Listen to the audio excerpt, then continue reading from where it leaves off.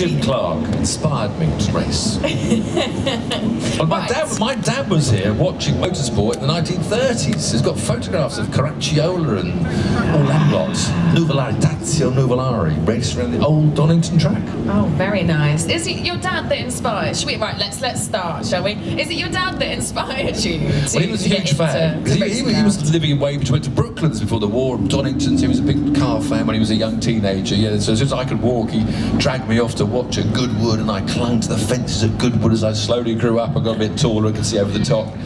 And I watched sort of Sterling Mosses and Mike Hawthorns, and Jim Clark was my big hero, and inspired me to want to be a racing driver. But it was never going to happen with no money in the family, and it was then only when I won a car in a magazine competition. Yeah, okay, so you won the Lotus. A Lotus, you see? 69? 69, my dear Alex, yes, 69. That was Autosport magazine. Yeah, Autosport. I'd actually been going to the racing driver school, spending all my money, just to try and pretend to be a racing driver, borrowing Mum's Morris 1000 and driving off to Brands Hatch and paying 10 quid for 10 laps. But yeah, I was going to be a civil engineer. I was a professional civil engineer for about 5 or 10 years, did a university degree. Okay. So after I won the car, I was a civil engineer 5 days a week and a little mechanic in my garage 5 nights a week. Then at the weekend, I was the van driver, the mechanic and the racing driver, and somehow bubbled my way to the top of the national scene and got off the professional drive. Oh man, but it's not that easy. So how did you go from winning that Lotus to, I mean, you've covered all different walks, haven't you, of you know, Formula 3, Formula 1, The secret to my success, the final link that got me into being a Grand Prix driver was Durex. Was because you slept your way to the top? No. And didn't produce any babies en route? No.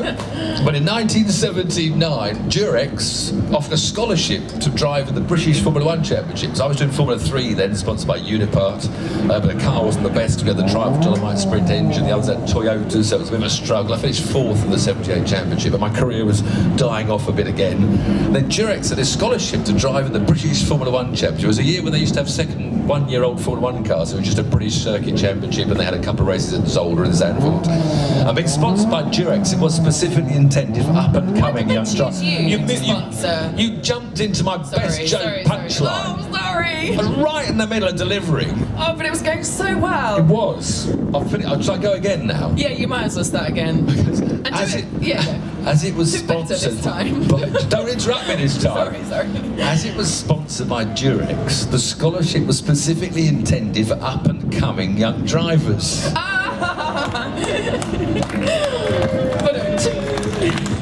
That was worth it, wasn't it, really? It was. And all of a sudden, for some unknown reason, I got a little more worried about having punctures in my car. I don't know why that was either, but I kept on thinking, oh, mustn't get a puncture. Anyway, driving my Durex scholarship Formula 1 cars when I caught the attention of the Grand Prix team managers, and then made my Grand Prix debut the next year. It didn't last long, mind you, because I was only substituting an injured driver, and the bugger got better. So we can't say, that's a BBC word. Sorry, young man. I do apologise for that. It's a BBC. Sort of went Clarkson. Yeah, I do apologise on behalf of Jeremy Clarkson for giving me that word to use, which I wouldn't normally use, obviously. So tell us, you've done, I mean, you know, Formula 1, British Rallycross, British touring car. Tell us, you know, what's your favourite then? Well, Formula 1's the best. I mean, single-seater racing, I think, to me, is the purest form of driving a car. But obviously that goes up to Formula 1, and then if you don't make a full career in Formula 1, you've got to look sideways, and then Le Mans World Sports Cars. I was very lucky during the 1980s that Group C sports cars were the big formula for World Sports Car Championship. So I did that for about 10 years and did 14 Le Mans 24-hour races. So I think Le Mans is just a wonderful event. That's a week in France. If you've got one race to go and spectate, don't waste your money, go to that Formula 1 stupid race down the road. Go to Le Mans.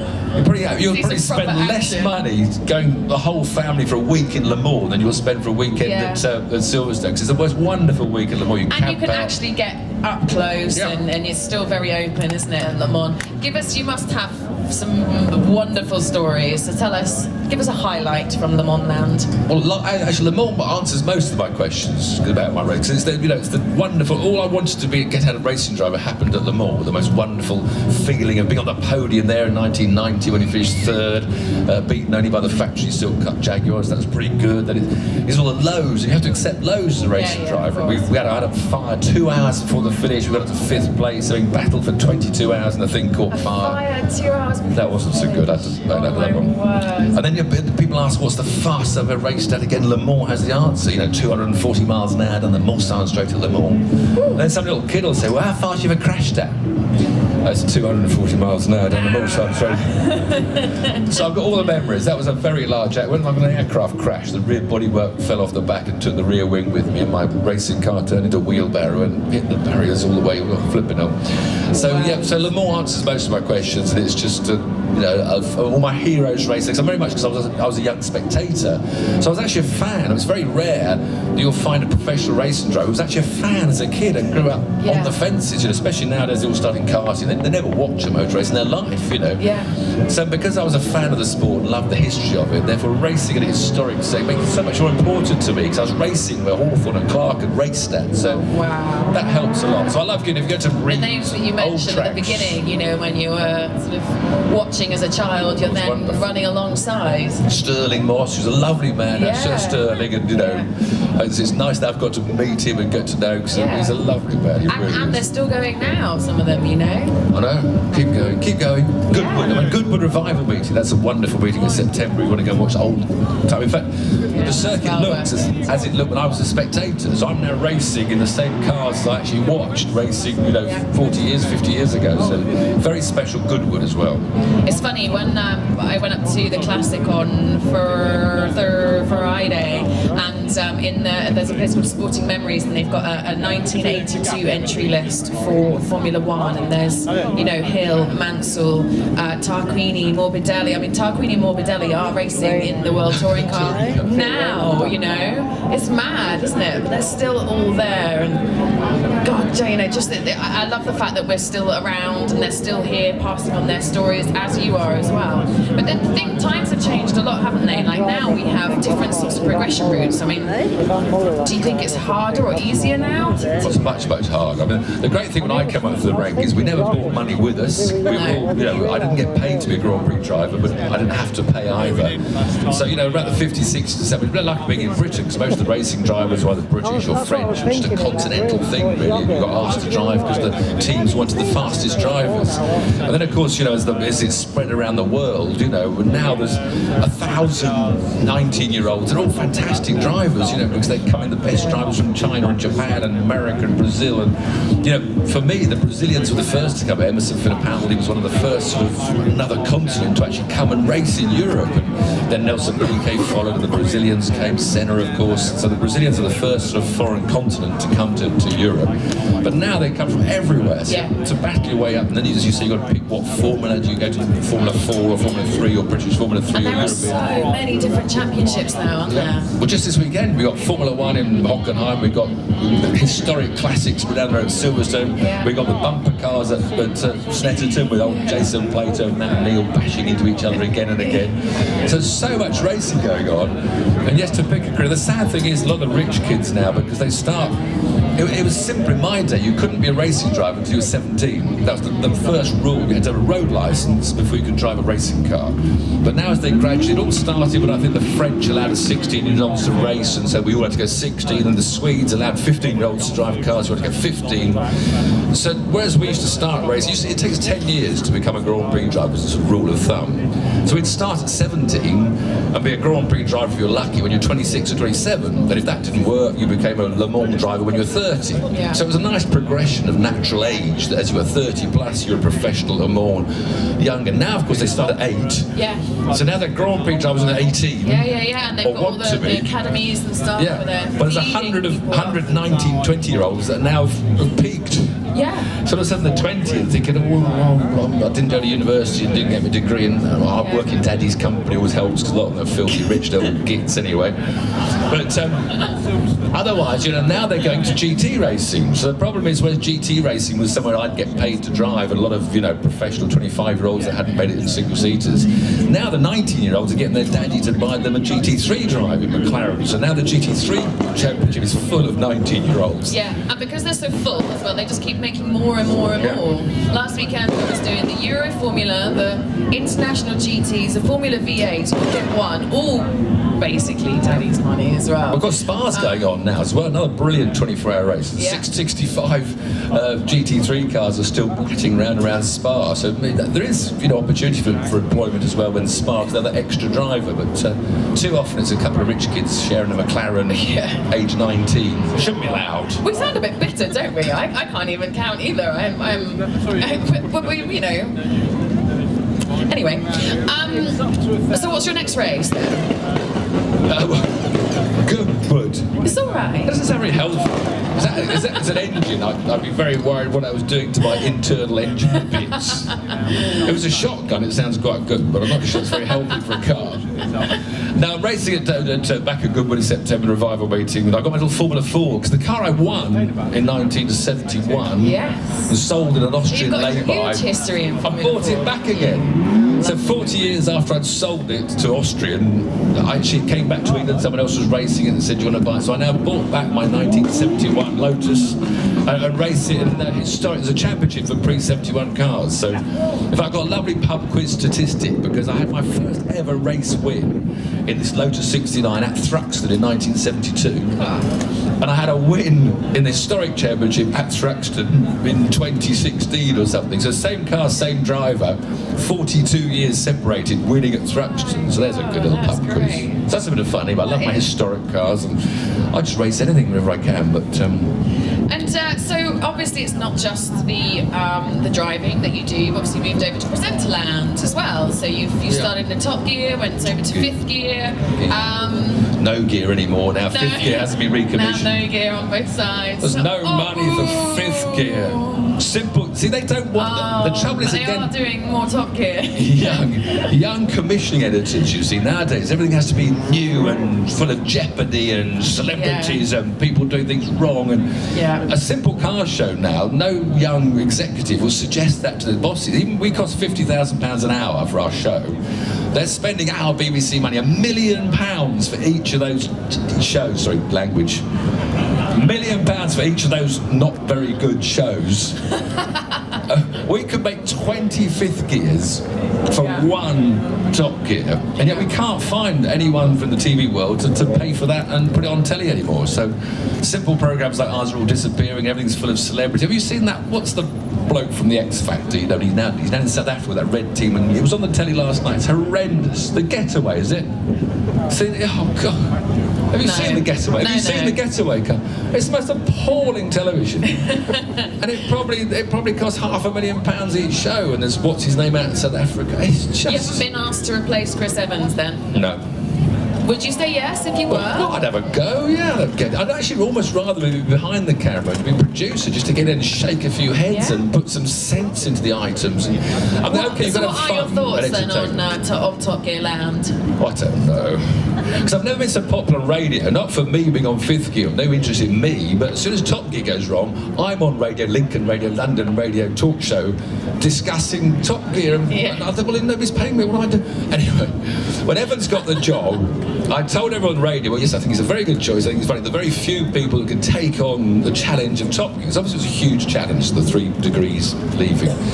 So I said, yeah, Evans would be great, but don't start thinking who his 2 sidekicks will be. So you won't have 2 sidekicks. Evans is so clever, he'll come up with a completely new show. It'll be inventive, it'll be different, and so it should work, maybe. But the moment he ran out into the same tired old hangar with the same audience, all he did was bring along his TGI Fridays balcony. Was that the only change he'd made? I thought, this isn't going to work. This is not going to work. But it didn't work. No, it didn't work. And they just tried too hard. Apparently he had to ask the audience to laugh as well. Well, Matt LeBlanc, see, Matt LeBlanc's the only... I thought he worked quite well, because he can actually drive. You know, if he stays on, but then he won't stay for 5 or 6 years, I wouldn't have thought. I don't know. So he might carry one more series and... But we love Rory Reid, and we love Chris Harris. But it's all too one show. Even Rory Reid, all Rory's items are all... Everything's lovely, it's lovely, it's lovely. He did that Tesla thing in New York. I spoke to him about this, he got to drop in actually. I said... Yeah, I was going to say, don't miss him, we went. But when you did the Tesla, you acted like you discovered the electric car. And yeah, you didn't mention the BMW i3 or the Nissan Leaf or the Vauxhall Ampera. It was all, this is electric, it's electric, it's fantastic, it's electric. This is the future, I've discovered the future. Well, the electric car's been around for about 10 years. So it's all very one show, everything's lovely, we've discovered everything's lovely. It needs an edge, that's the great thing about the three egos. I think you could have your own reality show. The three egos had like the edge. Replacing Oprah, or what was that one we used to have? Trisha. Oh. I'll have to go to the jungle, it's my only hope now. Have you ever been asked? I'm sinking that low, I think I'll have to go to the jungle. Not going as low as going into Big Brother, what's that thing, House? No, I'm not going there. I might have to go to the jungle.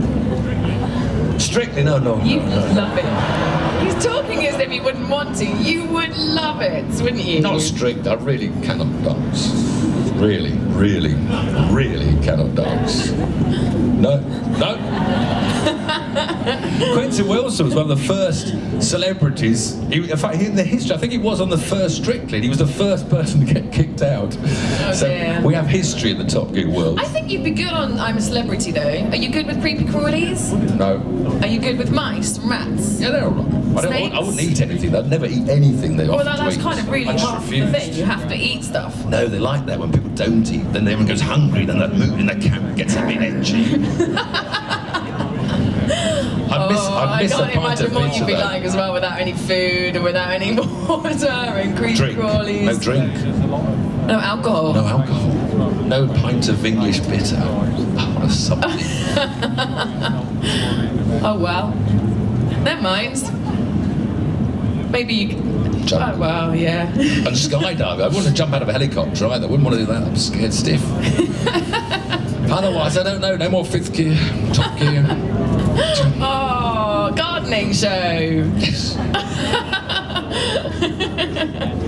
Maybe fifth gear will be back. We don't know. They're still trying to get someone to back it. We may appear on some dodgy channel at some time in the future. Have you got any memories around Donington? Well, I imagine Well, you have. I did the first international race in 1977. The first year it was open in Formula 3, Unipart Formula 3 car. I don't think I ever won here. It wasn't my best track. But anyway. It's a big favour though, isn't it? I don't think I ever crashed here either, so I suppose on the balance it's quite an average. And you're not going out today, are you? I raced the Group C Porsches, and we did 170 miles an hour, remember this, down the hill through the crowd, full throttle just in a big Group C Porsche 962. And that was one of the most exciting, going down 170 miles an hour into the old hairpin. And the wall then was about as near as that sound man hasn't got any records in those days. Whereas now, of course, He it's has a plenty of football. records, they're just He not hasn't, he's just quite got your style of music. They're not records at all, they're just noise. It's got no real sounds apart from noise. Oh man, you're not showing your age at all, Tiff. You asked me about race at Donington, I had to say it was 1977. What has been your very favourite drive? Or race car. Anything. Round Macau in a Formula Atlantic car, that was Ooh, pretty yeah. exciting. Single-seater Formula Atlantic car, not ground effect the old days, 1979 I was there in Macau. What's it like to race around Macau? Very exciting, very dangerous, which makes it more The ports are exciting. very close. The amazing, when I first went to Macau, if you see on television now, because the World Touring Cars Championship used to go there, was not there anymore. But Unfortunately. and the whole left-hand side of the main straight was just the water. And it was like, there was no barriers, it was just the water. It was that. And now there's like 28 luxury hotels. It's incredible the way that place has changed. It has developed We used to a come lot. out the last corner, it was just the sea. Yeah. Didn't want to go down there. Mind you, that's probably softer than the hotels, you know, if you were to come off.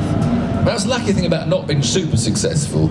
It's really lucky about not being super successful. Grand Prix boys just go to the same track every time, down the same Ponzi hotels, it's all fancy and aeroplanes. But I raced in Macau, and I raced in Kuala Lumpur in Malaysia. In fact, you're looking at the winner of the 1983 Bangalore Grand Prix.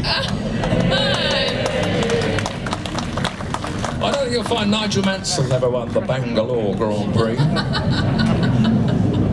Said, I Was that in a tuk-tuk? raced in some wonderful... No, that was Formula Atlantic as well. I have raced in some wonderful places. Why, would you not go down the team management route? Oh no, because then you've got to deal with a rich kid's dad, haven't you? Oh god, my brother's in Barber Motorsport. They're currently racing Lamborghinis in the British GT, and they're over at Spa. And half the trouble is dealing with the dads that pay the money for the kids. But I mean, his team, GT3, his team actually hasn't got any young kids in at the moment, so he's better off. But No, I couldn't deal with all the sons' fathers. Why isn't my son quicker than his son? I'll pay you more money, more money, more money. In fact, you know, Jonathan Palmer's great former Palmer Audi actually failed because it gave equal cars to all the drivers.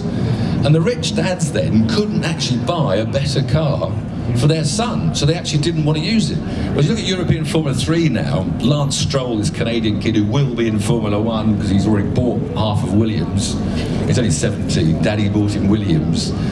So, Daddy bought the best Formula 3 team, and this team called Prima team. If you look at any Formula 3 results, if you look every time the first four on the grid, they're all Prima cars. Because the engineers in this Prima team are the best engineers in the world. They've come up with some little tweak, because they've got wind tunnel that other people haven't got. So even though Formula 3 cars are the same cars to the outside world, it's the engineers in each individual team that will make that car a tenth or a half of a tenth quicker. So Prima Power now win all the races. And to go even further, he's paid for the other three drivers in the team. And they're all under team orders to let his boy Lance always win, so he can win the championship. So he's also not only got the best team, he's also got rented drivers to fend off the opposition. Make sure he does well. Lance Stroll, he will be in Formula 1 because he'll probably buy Formula 1 if you can't get a drive. I feel like you need to get yourself a sugar daddy. Yeah, too late. This is really what it's come down to, isn't it? I was hoping for a sugar mummy when I was younger, but, you know. Durex would pay to that. Yeah. Get yourself a sugar daddy, get yourself a nice drive. Have you seen the Vulcan? No, I've heard it before now. Ooh, it's nice, isn't it? Yeah. Oh, yes, yes. This gent down here, it's his birthday today. So what are we supposed to do? I can't You're sing. meant to say I happy can't birthday. sing. Happy birthday to you. How did you know that? How did you know it's his birthday? Well, you know. Happy I'm a woman. birthday. It's Happy birthday to you. intuition. But you sat in the Vulcan, didn't you, earlier? It's quite a nice birthday present. They didn't move though. Yeah, no, I think. He's coming with me as well. Ah, That's a bad hot thing. lads. Dear, oh dear. So what's your plan then for the rest of the day? You're I'm driving a Lotus demoing- Evora around with 12 competition winners. Oh, the Lotuses are yummy, aren't So I'm they? having that's about 1 o'clock or 2 o'clock or an ever-changing time schedule. I don't know what time it is now. I'm in 8 sessions sometime this afternoon. Yeah. Have a blast round. No, I don't have it down here. Any questions from the audience? I said that I would, yes. Shall I jump down? Shall I do the running round? We'll repeat his question. What's your Okay. question? Best road car I ever drove was the McLaren F1 supercar because it had no computer aids. It was a lovely, only had a 650 horsepower of this beautiful sounding BMW V12 behind you. No traction control, no power steering, no power brakes. You sat in the middle, had room for 2 girlfriends, one each side, preferably twins each side. That was a nice idea. Sat in the middle, but the driver did all the drive. The problem was actually, you know, even the Vulcan and these supercars like the latest Bugatti Chiron, it's this ridiculous obsession with having a 1,500 horsepower super, 1,000 horsepower supercar, and they're just getting bigger and bigger, which tomorrow is stupid because they're spending all this money. But while they make the power more, then they had more and more computers. So when you actually open the throttle of your 1,500 horsepower Louis Chiron Bugatti, it only gives you, well, you know, 200 horsepower. Or 300. So you never actually have under your right foot this great advertised What was it like, power. you know, when times change, when sort of in Formula 1, God, I am testing my knowledge here, was it 70s? When first telemetry came in, and when then, you know, then the cars become so clever, don't they? Well, yeah, they're too clever now, but it's like the Formula 1 cars of today. How did that feel in the industry when that changed so much? Because effectively, you know, like Senna's car, you didn't really need to get in. Well, no, it was still pretty violent in Senna's days. It's just more recently when all the computers have come in and it just takes over. They had to ban some of the onboard computer stuff because there's this obsession in Formula 1 that it has to be the pinnacle of technology, which I argue against. Because nowadays technology's overtaken our sport as a sport. Because in fact they banned ABS. Hold on a minute, one of the pinnacles of technology is ABS. Yeah. They banned ESP, you know, anti-skid control. So some technology stuff on road cars isn't allowed in Formula 1. And I'd take loads more out and just ban all this stuff they've got in Formula 1 cars. It's a hard balance, isn't it, I think, in current motorsport of sort of almost making it too safe. It's not a safety, it's more the driver involvement, because the driver is becoming less and less involved. You look at the Formula 1 grid now, the difference between each teammate is a tenth. If you're like 3/10 slower than your teammate, you're terrible, you're useless. In the old days, Jim Clark was 2 or 3 seconds a lap quicker. So the difference between a brilliant driver and a very good drive, which used to be 1 or 2 seconds a lap, is now 10th. Yeah. So you can't see the talent. So occasionally that cheating German can make his Mercedes faster than the brilliant Lewis Hamilton. See, Lewis is a brilliant driver, and Nico Rosberg is just a very, very good driver. Yeah. But because the car is so much more dominant, he can occasionally make his car 2/10 faster, which puts him ahead of Lewis, even though he's not as good driver. So we hide talent so much. Yes. So I mean, put all the I love the Le Mans sports cars. Let's have all the hybrids, because when you say who won Le Mans or whatever, you say Porsche or Audi or Peugeot. So you say the manufacturer. So to me, Le Mans is a perfect place for all this hybrid, recovering power, perfect. So let's get all the manufacturers, Mercedes, I said rude word, disappear off and go and do Le Mans, and let's have Formula One back to more driver involvement, get rid of the hybrid engines, get rid of the fly-by-wire brakes. But I think everyone would agree that, because Give the Formula One has drivers, sort of it's the driver lost that its wins the Formula One championship. spectatorness, hasn't it? What are your thoughts of Formula E? They're a bit close, aren't they? I better not comment. Well, let's be honest, you can't hear them, which is not a very good thing. And if you go to Battersea Park, you can't see them, because the cage fencing, you can't even see the cars, and they, no. Next question. I like Formula E because it's given a lot of middle-aged drivers good income and a nice professional tour around the world to glamorous locations. So for that reason alone, Formula E is a brilliant invention. But in terms of entertainment, it comes very low down. As we see Tiff in Formula E next year.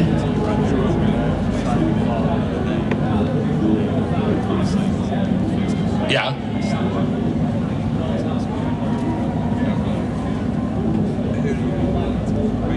What, turbos are getting too much usage?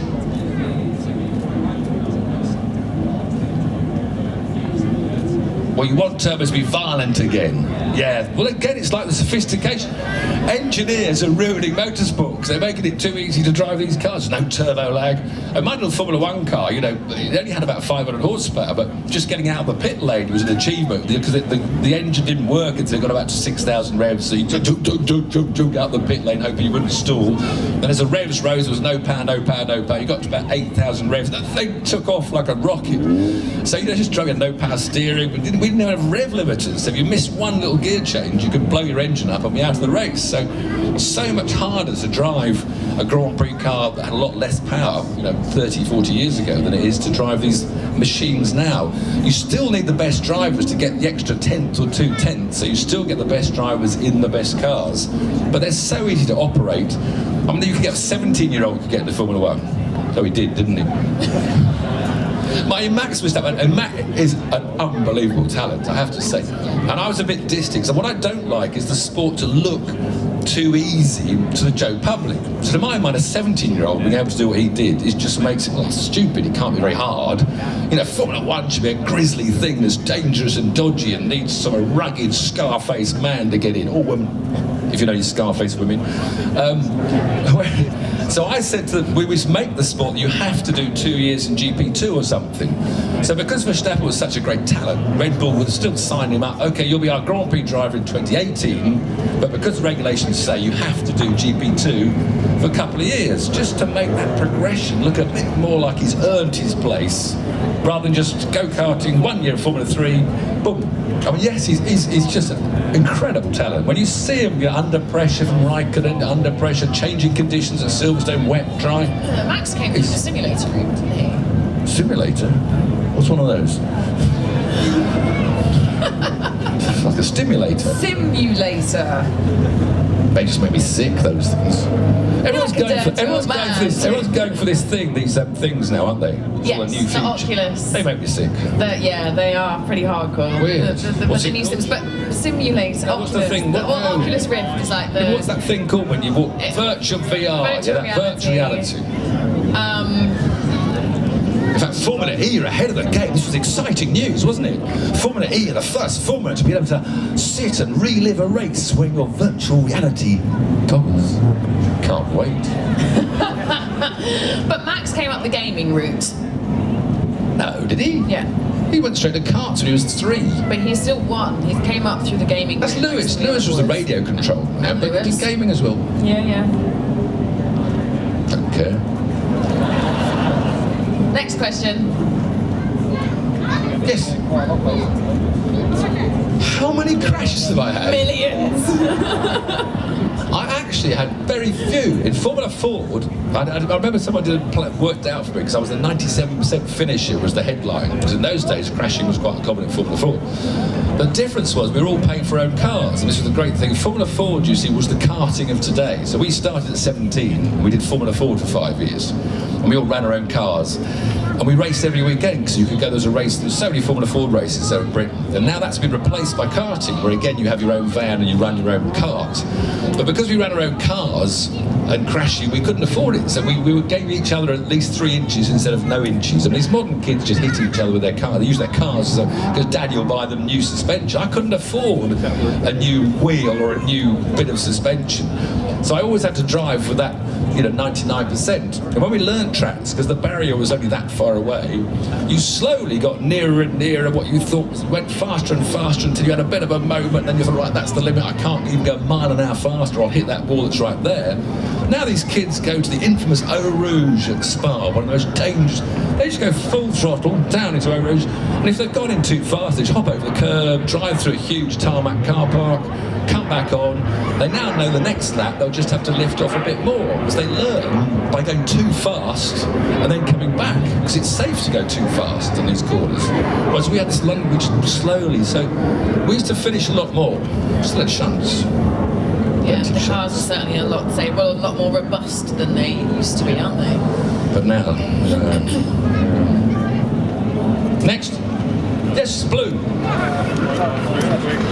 Powerboating in there. No, gosh, no, I'm trying to get away from it. My dad ran all the powerboat races. He was the official organiser of the very first offshore powerboat racing, and I did junior. My go-karting world was a little boat, a little go-kart boat, which is why I wear my orange crash hat, because that was regulation. You had to put orange crash hat in powerboating, so you're bobbing up and down in the water, they can see your head. So I wear an orange, but yeah, no, my dad, I never did it myself from that day on, but it's quite spectacular to watch, but I don't like doing it. Water's funny stuff. It just bounces this way and that, and then it's terrifying. Couple more questions. Yes. Oh. GP, Grand Prix, what's it in Formula 1? Formula 1. A MotoGP, Formula 1 and rally. Well, rallying is unbelievable. I was actually tweeting about this last night, Tiff_TV, if you want to get in with the in crowd of tweeting. And the World Rally Championship, unfortunately, everyone that owns the sporting teams, that's F1, and almost MotoGP, because they're winglets on it. The engineers own the teams, and the engineers tend to be aerodynamicists, because as soon as aero was invented 20 years ago, Newey, all the top people in teams. So teams dominate which direction the cars are going in. So all the teams that run Formula 1 and MotoGP, or even Rally, they want their engineering to be more important. So we're getting more grip. They've now voted Formula 1 next year. We're going to have more grip, more aero, which means they can't follow closely, and they'll go around more on rails. The World Rally cars, I was watching unbelievable speeds in Finland, but they're getting too much grip. And so because this order of starting has ruined the World Records, Ogier starts 10th and therefore he's on the gravel. He starts first, sorry, the guy that's 10th. So Chris Meek has sort of won a couple of rallies, but in fact he's been given them because, not being a regular runner, he started 13th to a nice clean road. And the more grip the cars have got in rallying, the more having a clean road will be an advantage. So the difference is now so important in rallying, whether you get clean road or not. And next year in rallying, they're going to have more grip. And in Formula 1, they're going to have more grip. But luckily, MotoGP, they've said, take those stupid winglets off and get back to, I mean, it's wonderful. MotoGP is just the best entertainment, really, for watching a race. Because, and also you see the rider, you see the person. Whereas our little heads in our Formula 1 car, you look at Senna not that long ago, you saw his whole helmet, his shoulders sitting out the car. Now you just about see the top of the head, and soon that'll be covered with a whole halo, so you won't see anything of a Formula 1 driver. So, but MotoGP is just awesome. On that, like last weekend at some of the Formula 3s, they're still old school cars. Like their legs, you know, if you think about all the no, feet are always behind the centre line of the wheels now. That's the law. We had our feet in front of the wheels. But not in they're like in the Euro formulas and the Formula V8s, they're there. No, feet are always behind the centre line of the front wheels. That is the law of single-seaters. Formula One. And all single-seaters. all Group C sport, all sports cars now. You're not allowed your feet in front of the centre They're line. very open though, as well. There should be a bit of danger involved. Yeah. That's the other trouble for because it's so safe now. They don't ever retire. The olden days, Sterling Moss, Jackie Stewart. You think, oh, flipping hell, I've got this far, I've earned some nice money, I'll get out. Jenson Button, last winter, do I do another year? They've offered me another year. Do I retire? I don't know. Oh, what, they've offered me £12 million to do the best job in the world for another year. Oh, what a hard decision. Oh, all right, I'll sign for another year. Felipe Massi, he's done about 5,000 Grand Prix. He takes his wife and his kids because it's like such a safe, it's a wonderful job because it's so safe. So the drivers now hog the seats. Max Verstappen's going to be still driving in Formula One in 2046. Yeah, wow. And so we don't get, the youngsters don't get a chance anymore because the sport's so safe and they just keep the old men in the cars and nothing, no transition. Only Red Bull are the only sponsor that actually seem to promote youngsters and it's really worked well for them. Thank goodness nowadays we've got so many other different types of motorsport as well. Yeah. There was kind of more going on in my brain as well than those like 5 words. Formula E. Formula E's got half of Formula One grid and Formula E, aren't they? Yeah. Right, so Fast Car Festival. Final words then. Where have you been? Or no, I suppose you've not explored yet, have you? I'm actually going to walk around. Okay. Look for fast cars. That's very some Clark's, great isn't it? things Clark's here, list. You have to say aren't like Jeremy. Can't you say the fast car? You say that fast car. Fast car. Fastest cars in the world. What in the world? On Amazon, where I'm sitting on my £20 million bag of wallet. Don't give a toss about you lot anymore. Hammond treats and park my helicopter perfectly. Helicopter. Pins in his helicopter. Not that I'm jealous of the £4 million. They have £4 million for a 1 hour show. I feel like we should be sitting on a sofa again. £4 million to make 1 hour of television. Well, they don't. They put most of it in their fat wallets. Were you summing up? Were you finishing? As you were, and I've gone off again. I was kind of trying to, you know. Oh, because you said fast cars. Fast cars. They won't be so fast if it rains. It's not going to rain, is it? It's clouding over. Okay, good. Right. Any more? You want to say any more? No, I'm going to go for a walk around. Where's JJ? Where's my rescue man? Where's my buggy? Where's my gold-plated buggy? And JJ? JJ's disappeared. Maybe he's decided he's disowning me celebrity. No, he's over there. He still owns me. All right, we're going on a tour now. Nice to meet you all. Thank you very much for coming down. Round of applause and Tiff Needell. Have a wonderful